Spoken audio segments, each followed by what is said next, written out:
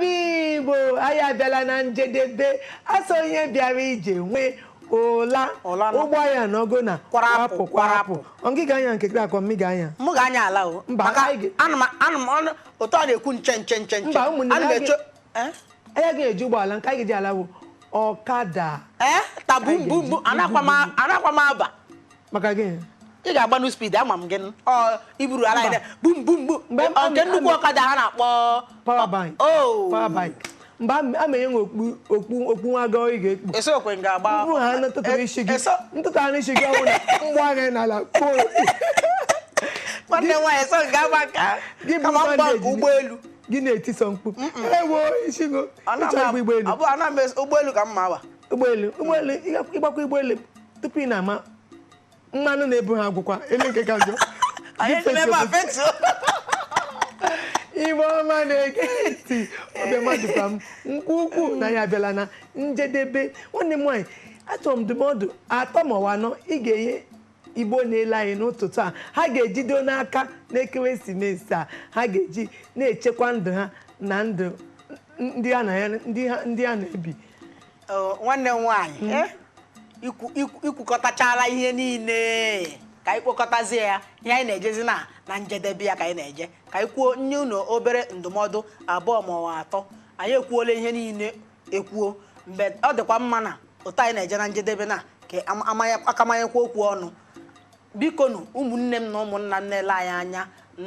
n'isi mbido TV onye ọbụla na-ala ụlọ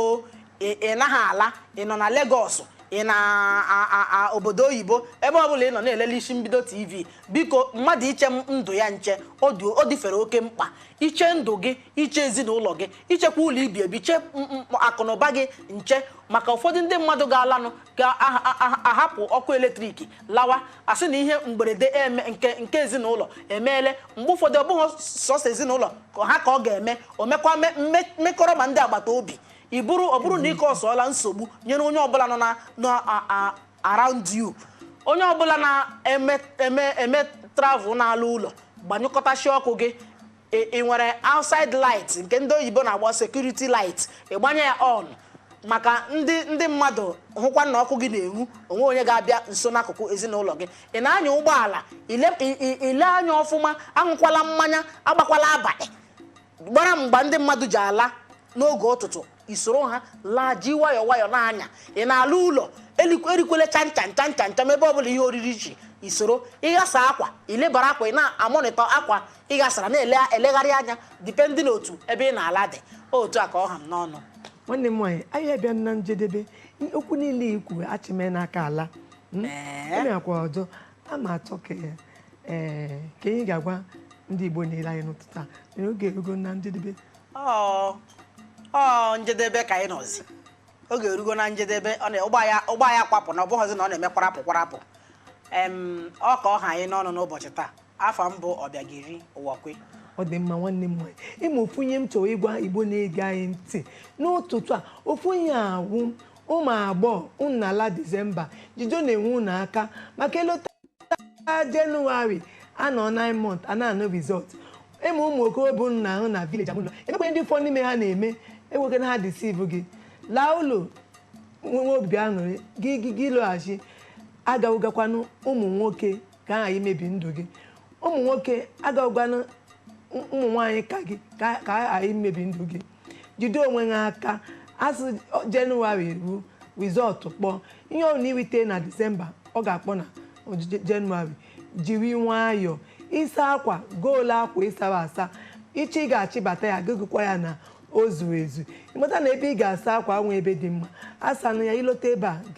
gị sawa ya ihe ị na-ebi ma onye na-ebutere gị nri ma onye na-ekiga gị mmiri ebe ị na-azụ okwu na-ewe anya ọnwụ gị na-aga fakam ihe niile na-eme jiri nwayọọ letu anya gị wee onye nche nke gị ọ Chukwu na-eche gị o mana cheme onwe gị nche maka iche ndụ gị nche iche nwunye gị iche di gị iche ụmụ gị ọ dị mkpa ọ dị mma maka ile ọnwa Jenụwarị ịlụta anyị ga nna ewo onye na onye amekwe nke a onye ndị ụfọ witere oge ha lara ụlọ jiri nwayọọ cheme onwe gị nche mana Chineke na-eche gị anyị ma na-emụtago ofu abụọ maọbụ atọ ị ga-ejido n'aka nke ị na-amụta ọfụma kpọtụkwa anyị na Isi Mbido TV ka anyị nye gị obere ndụmọdụ anyị ka nwere nwekwa na ndụmọdụ ị chọrọ inye anyị gbaa anyị ị na-akpọ anyị na-aza gị zibe anyị ozi na www.isimbido.tv ịchọkwa na ijite m ozi gị gaa na ihe onyonyo anyị ị ga-ahụ ahụ m hụkwanụ ebe ị ga-ezite m ozi na nta akụkọ ị na-ezite m ozi a m na-ekele gị emekwe ndị jitere m ozi na nke anyị mere n'ụbọchị gara aga ana m ekele ha Chineke na-agọzi unu gọzikwa anyị nwawu ndị Isi Bido TV ka anyị na-aga n'ihu ka unu na-ahụkwa anyị afọ ọhụrụ a na-abịa anyị niile ga-enwe obi aṅụrị n'aha Chineke nna ka emesịanụ